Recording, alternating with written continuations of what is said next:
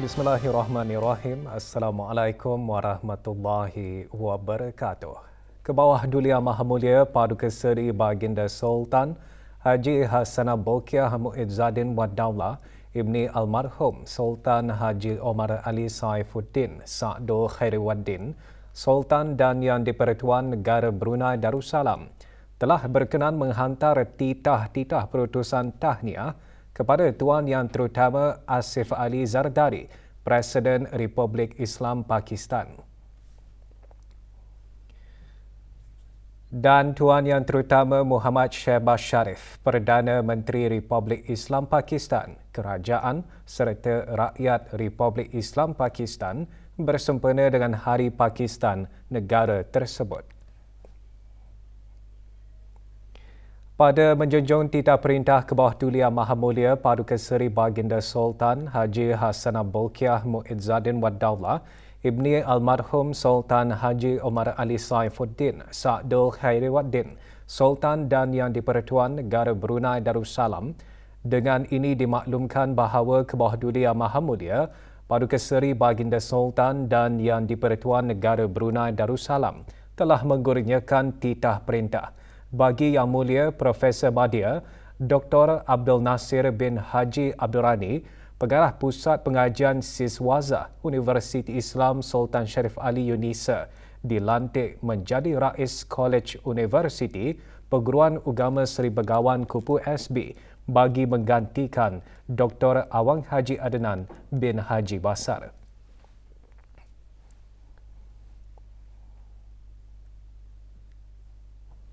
Tarikh pelantikan pegawai kanan berkenaan berkuat kuasa mulai hari Sabtu 12 Ramadan 1445 bersamaan 23 Mac 2024.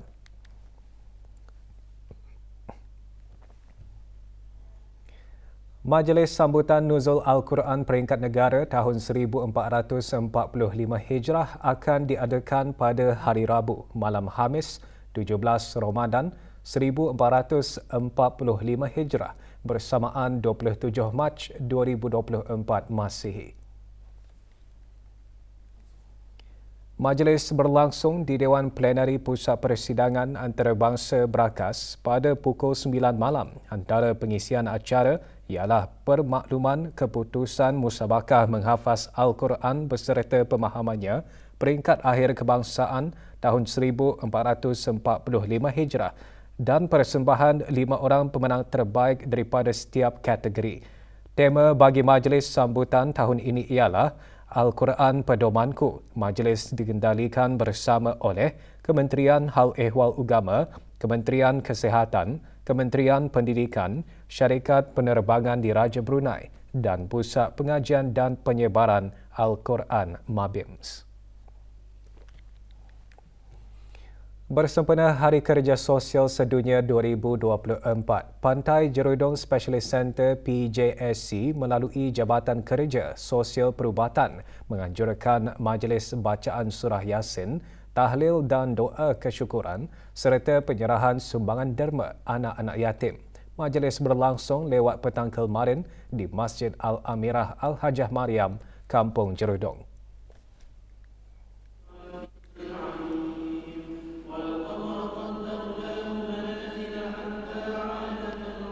Hadir yang berhormat Datuk Seri Setia Dr. Awang Haji Muhammad Hisham bin Haji Jaafar, Menteri Kesihatan yang juga pengerusi PJSC.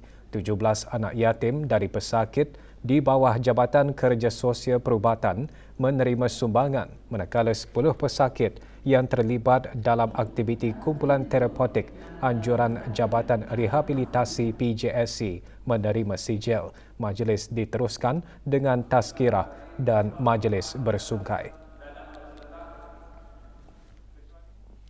Rombongan Kementerian Pembangunan dan jabatan-jabatan di bawahnya malam tadi menyertai Majlis Tadarus Al-Quran sempena bulan Ramadan. Majlis berlangsung di Istana Nurul Iman.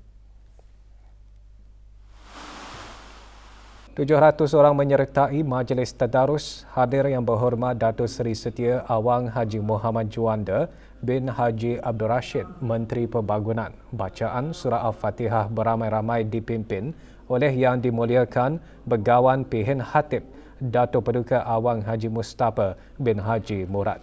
Malam ini Kementerian Pendidikan akan meneruskan lagi majlis yang sama di Istana Nurul Iman.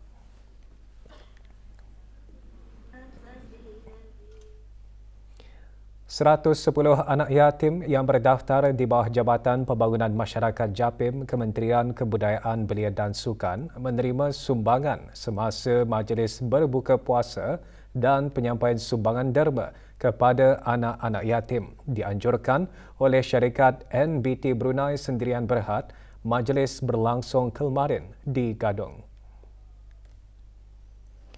Penyampaian sumbangan disempurnakan oleh Awang Haji Ahmad Haji Hussein, Pengarah Urusan NBT. Majlis merupakan sebahagian daripada tanggungjawab sosial korporat selain menggalakkan semangat kekitaan dengan menghulurkan sumbangan kepada anak-anak yatim.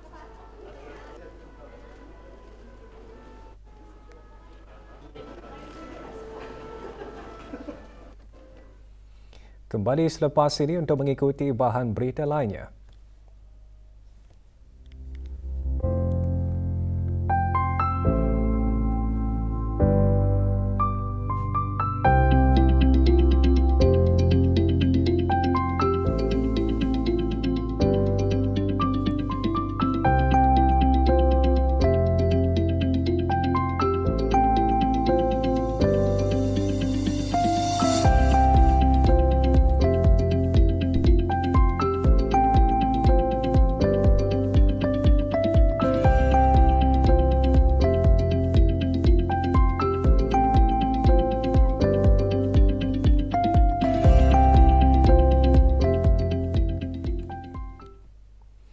Ibadah puasa bukan hanya sekadar mengawal kehendak nafsu semata-mata. Bahkan Allah Subhanahu Wa Taala memerintahkan supaya menjaga anggota badan yang lain daripada melakukan perkara-perkara yang tidak baik dan sia-sia kerana ia boleh merosakkan dan mengurangkan pahala ibadah puasa.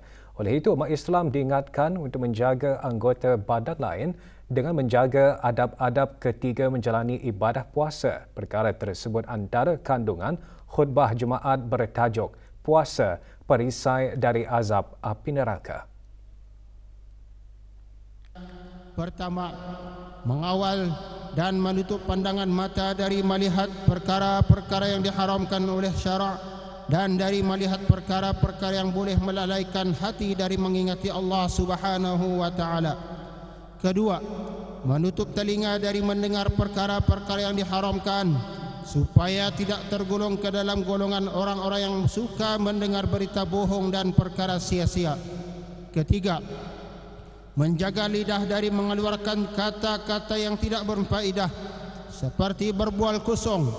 Lebih-lebih lagi kita semua dituntut supaya menjaga lidah dari mengeluarkan kata-kata yang diharamkan seperti mengumpat, berdusta, menyebarkan fitnah dan seumpamanya. Keempat, memelihara seluruh anggota yang lain seperti tangan, kaki dan sebagainya dari melakukan perkara-perkara yang haram dan tidak berfaedah. Jualan runcit mencatatkan peningkatan 0.8% pada suku keempat 2023 berbanding tempoh yang sama 2022 dengan hasil jualan meningkat daripada RM440.9 juta kepada RM444.2 juta. Jabatan Perancangan Ekonomi dan Statistik Kementerian Kewangan dan Ekonomi dalam siaran medianya mengongsikan dari segi volume jualan, aktiviti jualan runcit juga mencatatkan pertumbuhan positif sebanyak 0.3% yang menunjukkan peningkatan permintaan domestik.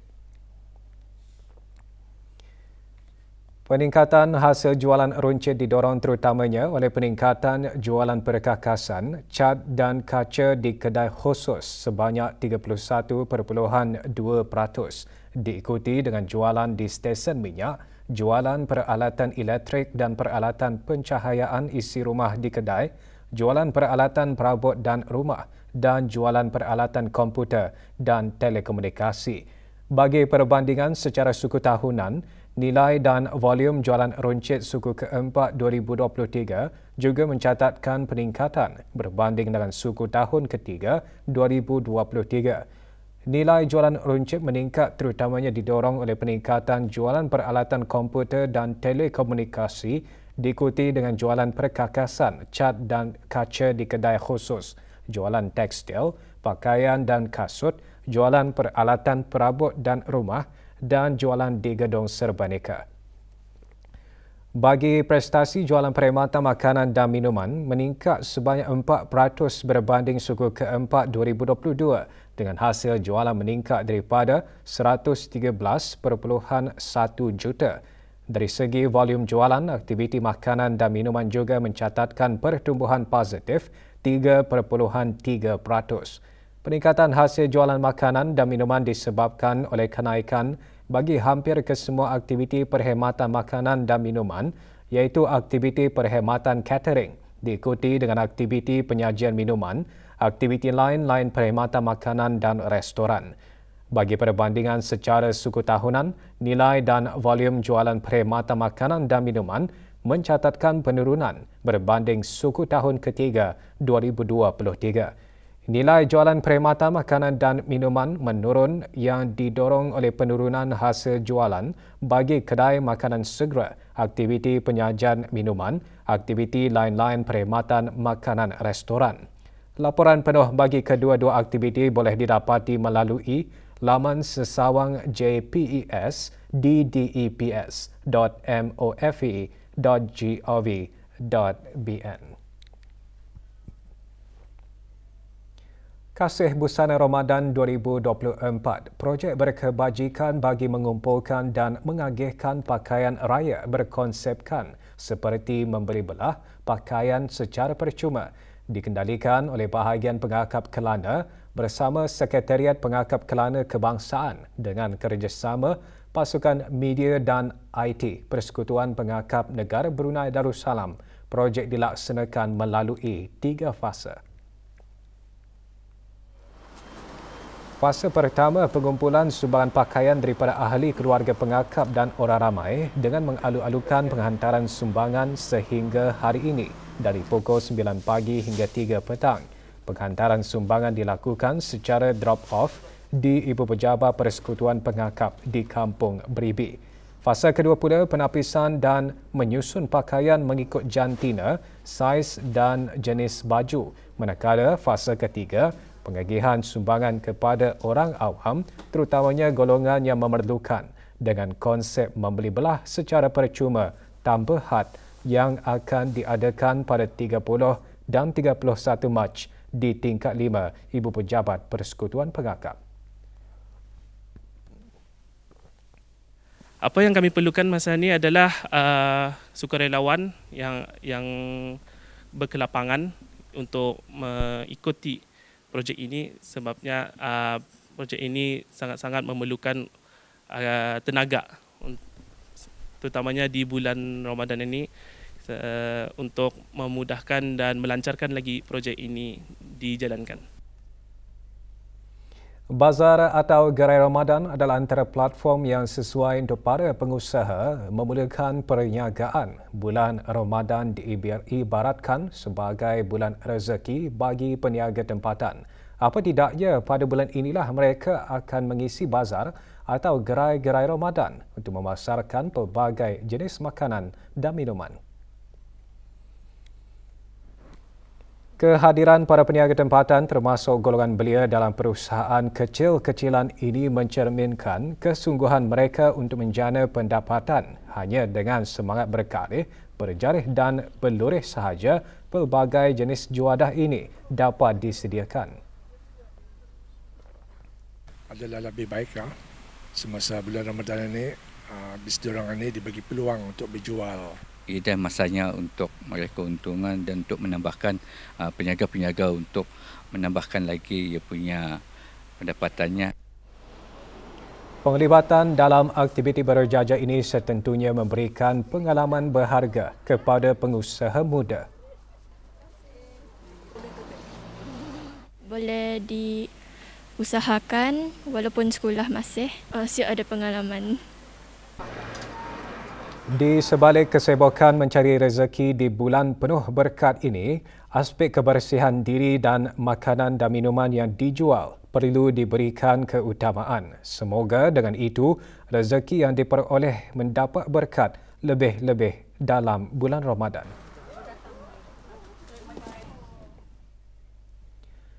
Ingin menikmati suasana bersahur secara terbuka di daerah Tutong? Kunjungilah Sahur Sengkarai yang diadakan berhampiran persimpangan lampu isyarat Kampung Sengkarai daerah Tutong sebagai salah satu lokasi untuk bersahur semasa di bulan Ramadan ini. Lebih 20 pengusaha tempatan menyertai acara Sahur Sengkarai yang diadakan buat kali keempat. Program dikendalikan oleh Alik Pombunai dengan kerjasama Majlis Perundingan Kampung Sengkarai. Berkonsepkan bersahur di tempat berbuka, ia diadakan setiap Khamis hingga Sabtu bermula pukul 9 malam hingga 1 pagi. Tujuan utama Sahur Sengkarai ini untuk memberi peluang kepada vendor-vendors yang ikut serta berjual diorang punya produknya untuk menarik lebih ramai orang datang ke daerah Tutong. Masakan Burger and Grill dan Live Cook adalah antara menu pilihan semasa Sahur Sengkarai diadakan. Ia memberi peluang kepada orang ramai sebagai pilihan untuk menikmati aneka hidangan ketika bersahur. Kami memang setiap minggu berpindah-pindah. Seperti minggu pertama hari itu kami berada di Lift Gym Lumut dan bersama grup kami Sosisa and the Gang, di mana kami ini sebanyak 20 vendor lah bersatu berpindah dari daerah ke daerah. Alhamdulillah lah kami cuba datang kemari untuk mencuba yang baru itulah di Sengkarai ini bagi untuk yang akan bersahur, yang malas macam nak mau masak di rumah, dipersilakan datang ke Gerai Ramadan Sahur di Sengkarai ini.